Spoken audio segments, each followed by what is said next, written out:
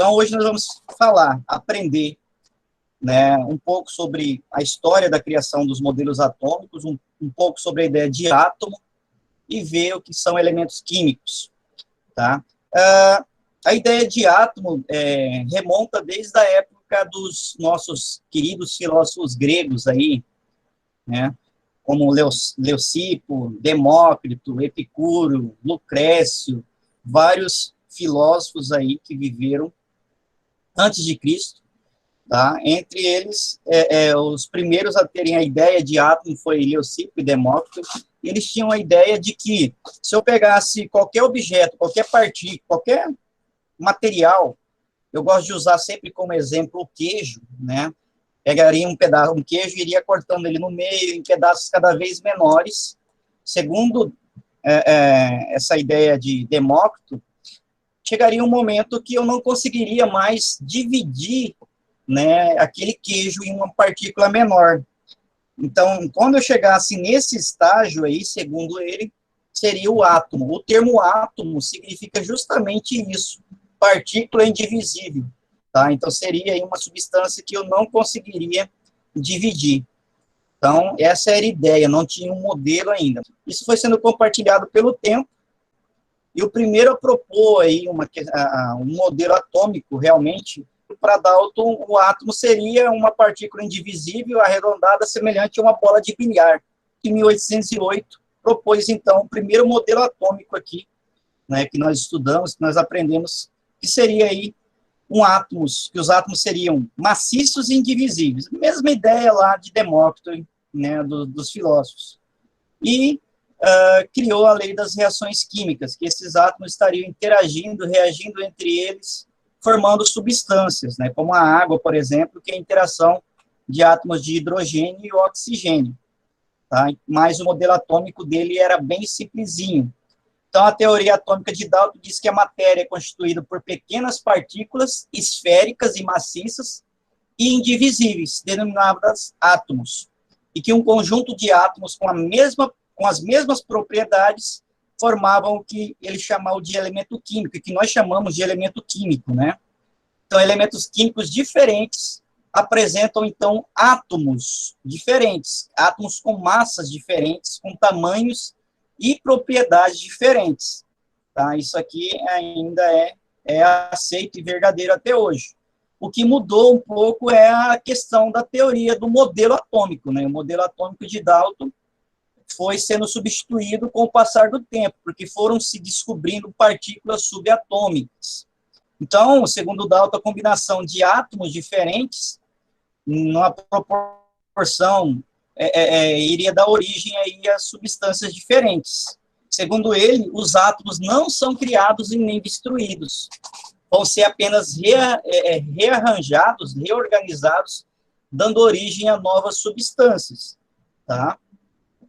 Aqui, o símbolo, o nome do elemento químico, segundo um outro cientista, em 1810, ele criou os primeiros símbolos, né, para o ouro, por exemplo, era um círculo com uma bolinha dentro, o nome era gold, que é ouro em inglês, o símbolo era G, e aí o nome para Berzelius, né, que ele padronizou tudo em latim também, era aurum, que é ouro, e aí até hoje segue esse padrão dos nomes dos elementos químicos serem em latim e vão ser abreviados. Então, aurum, abreviação de ouro até hoje, se nós olharmos na tabela periódica, e vamos olhar, é AU. A prata seria uma meia-lua aqui, né, que seria silver, que é o nome em inglês, porém em latim é argentum. Daí vem o símbolo de prata na tabela periódica, AG. Ferro, iron, né, que é em inglês, homem de ferro, né, o I, porém, em latim, é ferrum, daí nós usarmos o FE, F maiúsculo e E minúsculo aí como símbolo, né, em latim até hoje. E o cobre, copper em inglês, e cuprum em latim. E aí, o famoso Cu, Cu, né, que é o Cu aqui, que é o símbolo do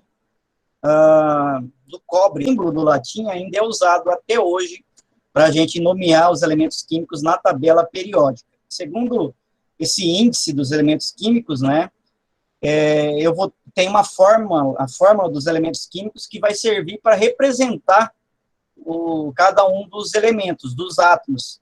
Então, a fórmula nada mais é do que a representação por símbolos e índices, ou seja, por números ali, de uma molécula ou de uma substância. Aqui é a representação de uma molécula de água, H2O, que seria a fórmula. Aqui eu tenho os elementos dele. Quais são os elementos? O hidrogênio e o oxigênio, e a quantidade de cada um deles. Na água, cada molécula de água, eu tenho 2 átomos de hidrogênio e 1 átomo de oxigênio.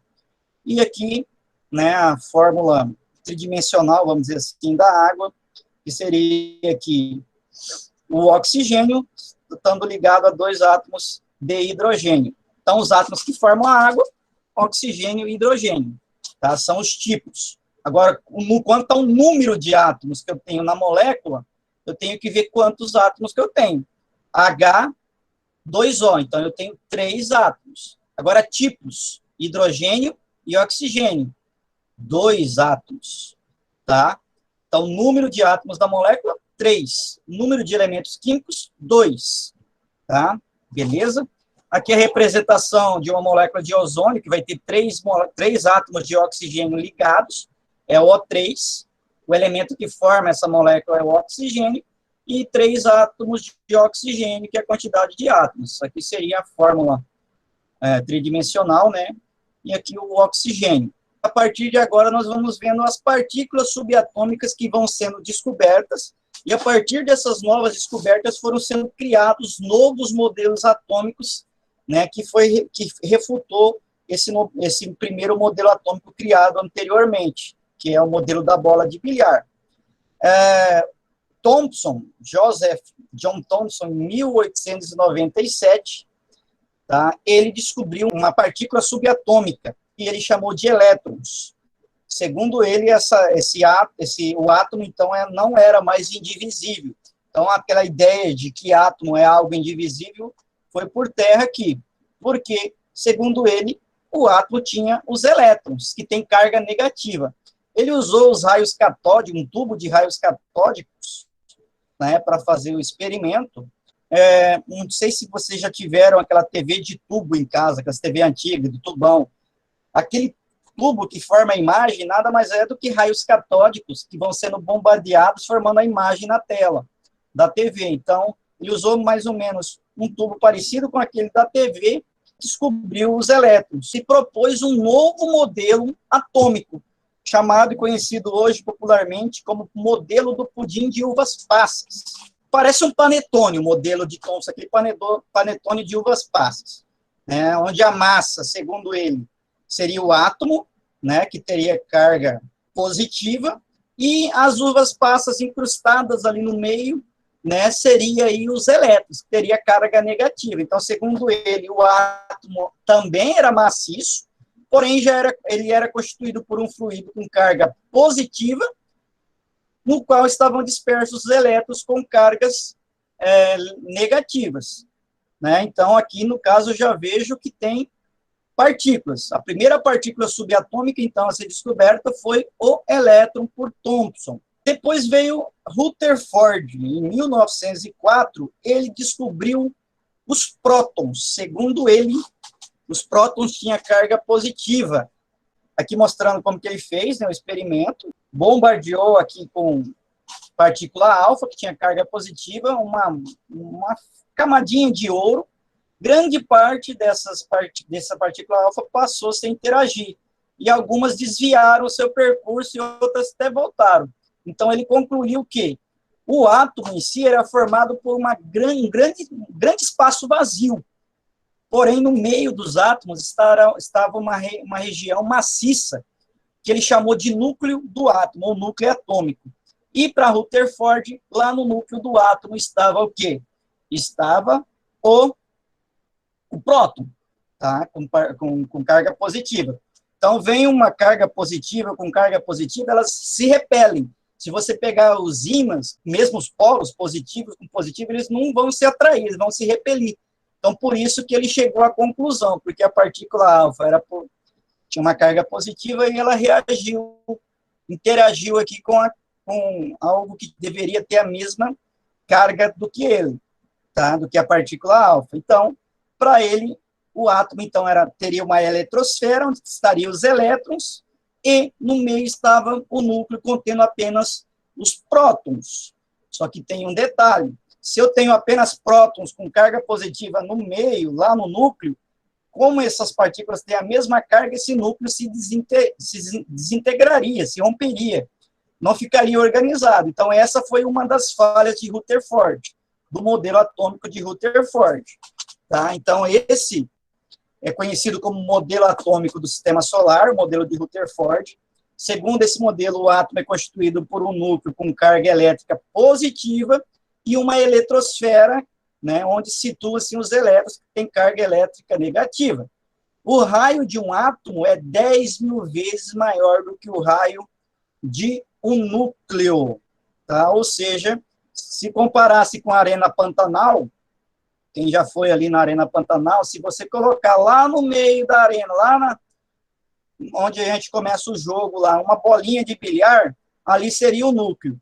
E as primeiras camadas da eletrosfera começariam lá no final, né, vamos dizer assim, das arquibancadas. Então, o átomo é formado basicamente mais por partículas, por espaço vazio do que por partículas. Tá? Então, segundo ele, os átomos estavam no núcleo aqui, os prótons todos com carga positiva. Só que ó, a falha está aqui, justamente aqui. Próton com próton se repeliria e esse átomo se desintegraria. Porém, veio outra pessoa depois e descobriu mais algumas coisinhas. Foi Chadwick, em 1932, ele descobriu mais uma partícula subatômica. Que partícula é essa? É o que nós chamamos de nêutrons. E fez uma experiência parecida com a anterior e descobriu, né, que existia uma partícula no meio, junto com os prótons, que não tinha carga elétrica nenhuma. Daí o termo, né, de nêutron, porque nêutron não tem carga nem positiva e nem negativa. Com essa descoberta aqui de Chadwick, né, dos nêutrons, que não tem carga elétrica, e que tem a massa semelhante à dos prótons, resolveu o problema, esse problema aqui, ó. Porque, segundo Chadwick e os cientistas, como eu teria os nêutrons interagindo com os prótons, essa interação daria aqui uma sustentabilidade a esse núcleo atômico. E aí, depois, em 1913, veio mais um químico aqui, Moseley, em 1913, propôs que o número de elétrons é igual ao número de prótons de um átomo. Tá? E aí ele criou o número atômico. Número atômico, nós usamos até hoje o número atômico para determinar aí quais são os átomos. Tá? Então, o número atômico, ele simbolizou por Z, e esse número atômico, segundo ele, é o número de prótons que tem no meio do núcleo atômico.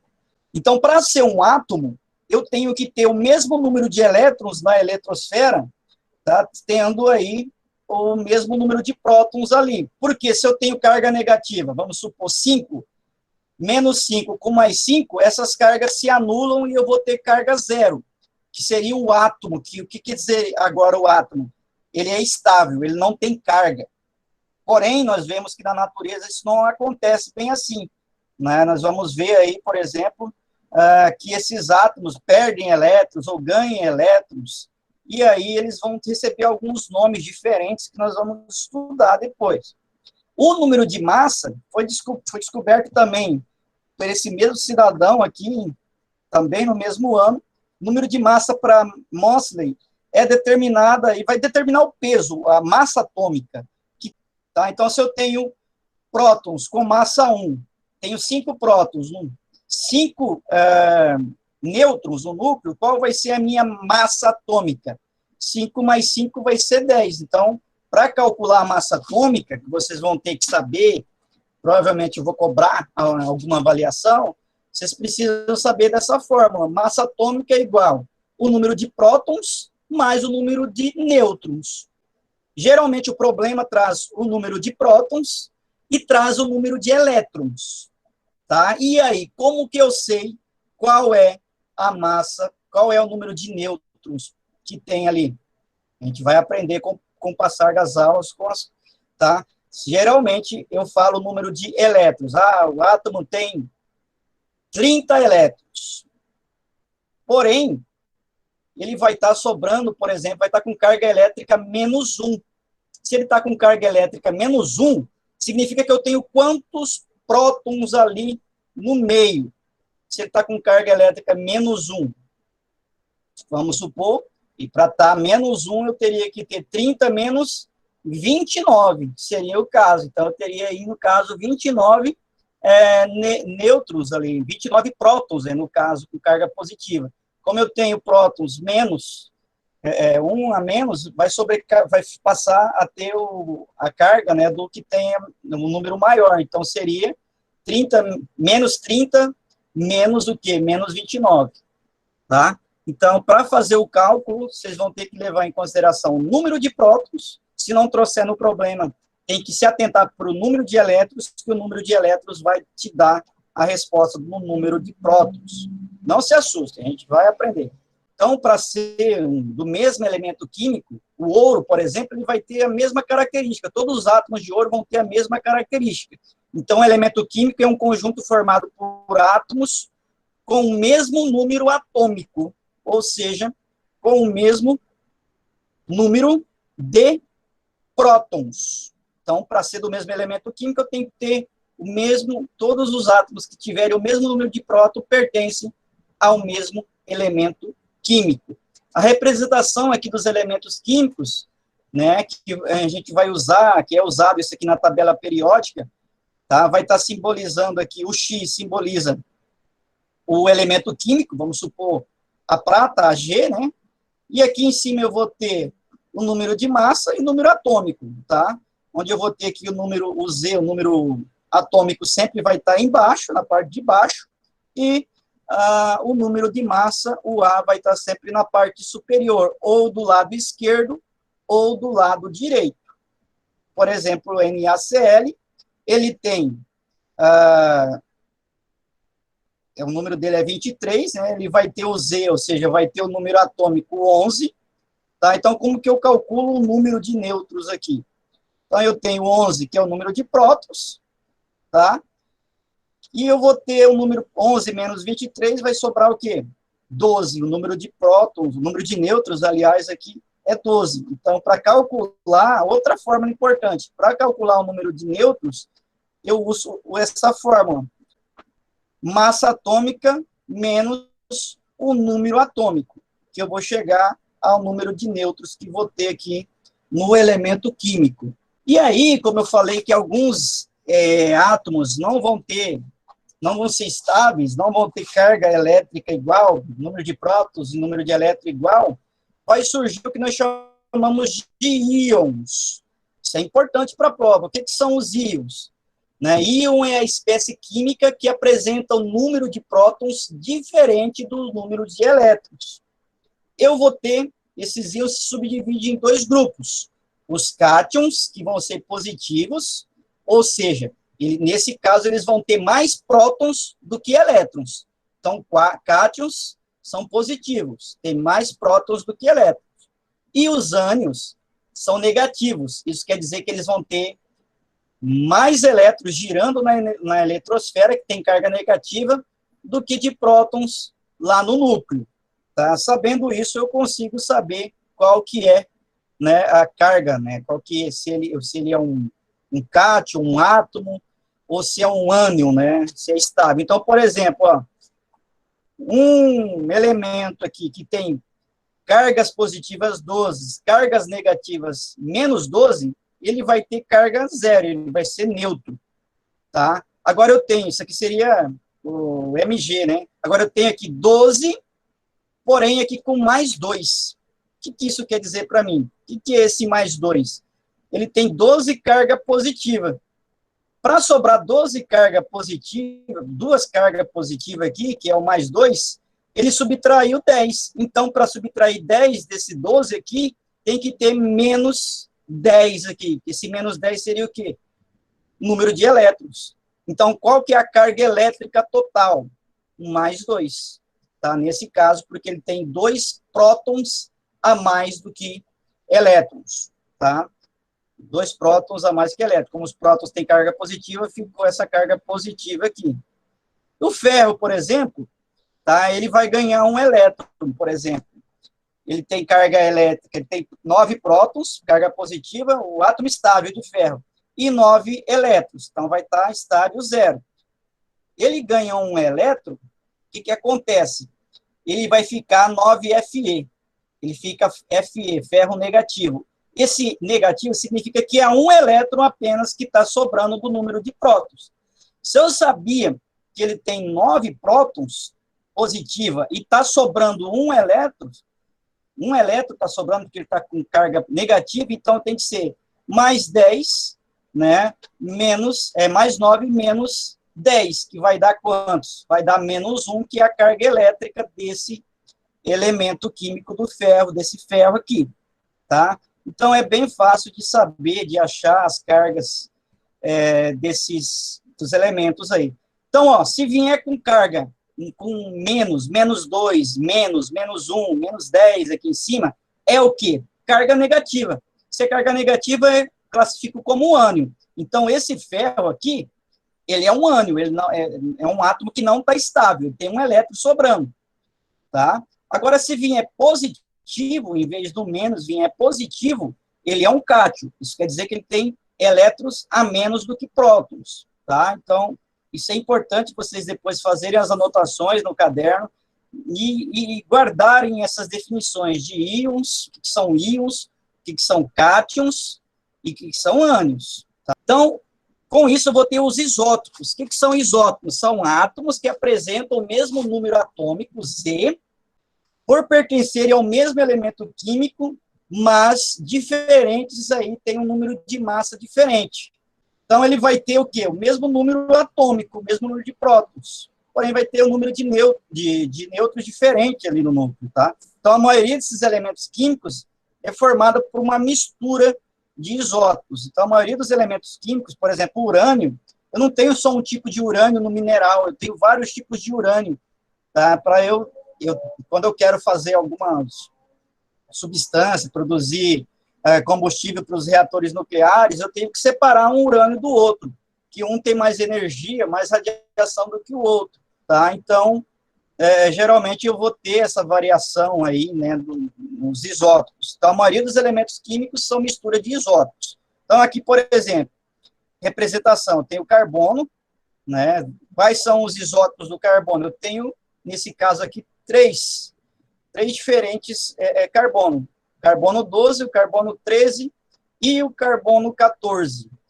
Esse carbono 14 aqui nós usamos para datar fósseis, né, restos de seres que viveram há bilhões de anos aí, né, do passado. Então, para eu ver que época algum dinossauro viveu, eu vou procurar por esses traços desse carbono 14. Tá? O oxigênio, eu vou ter aqui 3 variantes do oxigênio. Tá? O O16, o O17 e o O18.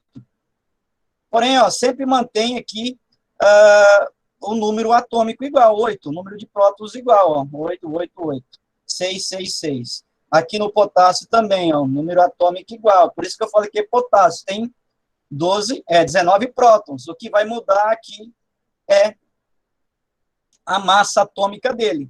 Então, aqui eu tenho esse aqui é o mais abundante, com 93,30% do potássio encontrado no mundo é dessa configuração. Esse aqui com 0,1% e este aqui com 6,70%. Tá? Então, isótopos são esses elementos que têm o mesmo número atômico, porém, massa atômica diferentes. Tá? O hidrogênio, ó, ele apresenta, cada uma das variações do hidrogênio, somente ele, né, vai possuir aí nomes diferentes, tá? Então, o átomo de hidrogênio, que tem número de massa 1 e número atômico 1, tá? É o hidrogênio próprio no nosso dia a dia, que a gente vai encontrar em maior quantidade, 99,985%.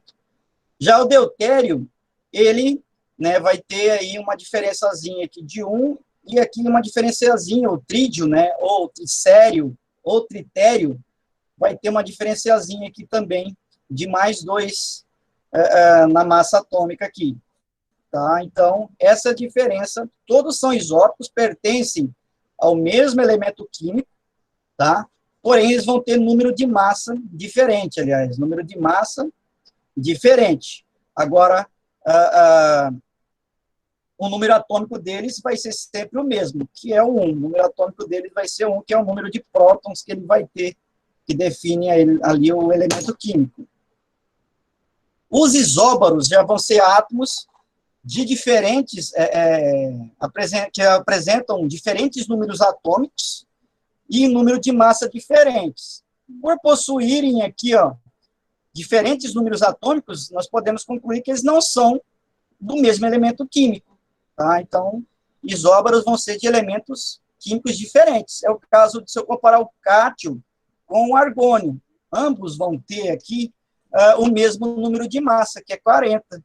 Porém, vão ter diferente número atômico. Um tem 20 prótons e outro tem 18 prótons. Tá? Então, é isso que significa isóbaros. Que são isóbaros, átomos que têm números atômicos diferentes. Z diferente. Então, 18 e 20, número atômico diferente. Porém, né, vão ter o mesmo número de massa, igual o peso dele, né? É errado falar o peso, mas tudo bem, a massa dele é igual, beleza? Só que são elementos diferentes. Um tem 20 prótons e outro tem 18, tá? Os isótomos, olha que legal, os isótomos são átomos que apresentam o mesmo número de nêutrons, mas diferentes números atômicos e de massa. Então, eles vão ter o mesmo número de nêutrons, porém, o número de prótons vai variar e o número de elétrons vai variar também. Tá? Então, isso é os isótomos. Então, isótomos vão ter apenas o número de nêutrons iguais. Então, nitrogênio com carbono, eles são isótomos, tá?